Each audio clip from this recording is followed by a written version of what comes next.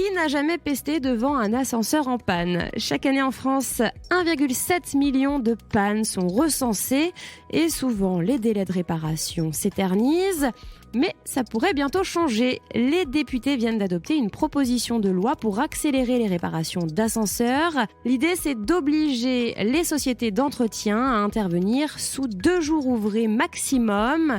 Fini le prétexte du stock de pièces indisponibles.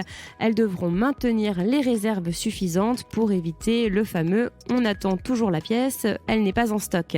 Et attention, en cas de retard, ça va coûter cher. 100 € d'amende par jour de retard, 300 € par jour après une semaine et jusqu'à 700 € par jour au-delà de 2 semaines. C'est ce que proposent les députés. Mais ce n'est pas tout. Si l'ascenseur est en panne, le propriétaire de l'immeuble devra aussi s'assurer que les habitants à mobilité réduite, comme par exemple les personnes âgées, les personnes handicapées ou encore les femmes enceintes, puissent accéder aux soins et se ravitailler. La ministre du Logement, Valérie Létard, salue cette initiative qu'elle qualifie de tentative louable. La prochaine étape de ce texte, le Sénat.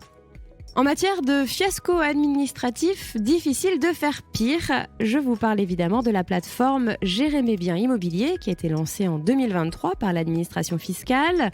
Son objectif, centraliser et moderniser les déclarations des propriétaires, qui occupe quoi, combien rapporte le loyer, bref, tout pour faciliter le calcul de la taxe d'habitation. Et attention, il faut tout déclarer, que ce soit votre résidence principale, vos résidences secondaires, les logements que vous louez et même les logements vacants. Alors sur le papier, ça semblait simple.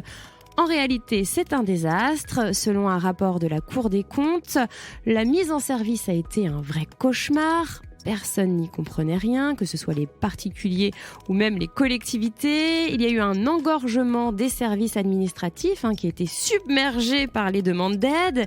Et évidemment, on a constaté de nombreux bugs informatiques, on peut dire qu'ils étaient à la chaîne. Résultat, plus d'1 million de contribuables ont été imposés à tort.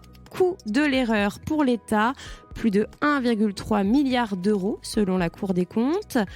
Mais ce n'est pas tout. La Cour des comptes pointe également du doigt une communication défaillante de la part de l'administration fiscale.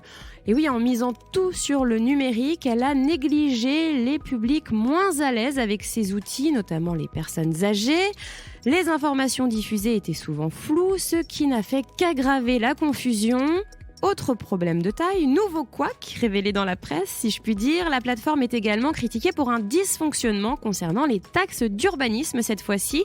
D'après le syndicat Solidaire Finances Publiques, au moins 635 millions d'euros de taxes d'urbanisme n'auraient pas été facturés depuis fin 2022. Cet argent aurait dû revenir aux collectivités territoriales. Et l'alerte est claire, selon Sandra Demarque, la secrétaire générale de Solidaire Finances Publiques. Si le fiasco continue, on va s'approcher du milliard manquant.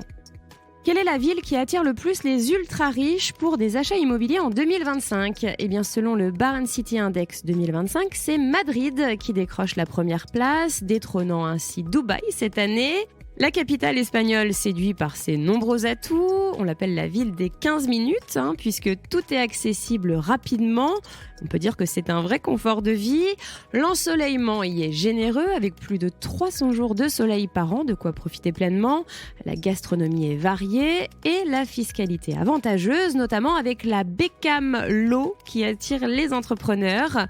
Pour la suite du classement, en 2e position du Barn City Index, on retrouve Dubaï qui continue d'attirer grâce, on le sait, à sa fiscalité attractive. Je vous rappelle qu'il y a une absence de taxation sur le revenu. Le système éducatif est en plein essor avec des universités prestigieuses comme la Sorbonne qui vient de s'installer et Assas qui va s'installer très prochainement. Ensuite, à la 3e place de ce classement, c'est Miami qui séduit par son climat agréable avec le soleil et des plages à perte de vue et puis son dynamisme économique. Et il faut dire que c'est un hub pour les affaires et les nouvelles technologies. En 4e position, Monaco qui fait une remontée spectaculaire, passant de la 12e à la 4e place. Ses atouts, déjà la stabilité politique avec le régime monarchique constitutionnel qui assure une grande sécurité. Enfin, l'offre immobilière est limitée. Il y a seulement 17 000 logements privés sur un peu moins de 3 km², ce qui rend chaque bien précieux. La fiscalité est attractive, il n'y a pas d'impôt sur le revenu ni de droit de succession. En revanche, le prix du mètre carré est très élevé, c'est un des plus chers au monde. Il oscille entre 30 000 et 120 000 euros avec une moyenne de 51 000 euros. Enfin, dans ce classement, 3 villes perdent de leur superbe. Il s'agit de Paris, Londres et New York qui voient leur attractivité diminuer cette année encore. Ces métropoles doivent impérativement se remettre en question sur des aspects tels que la sécurité qui préoccupe les résidents et la rénovation urbaine. Il est nécessaire de moderniser et d'améliorer leur cadre de vie.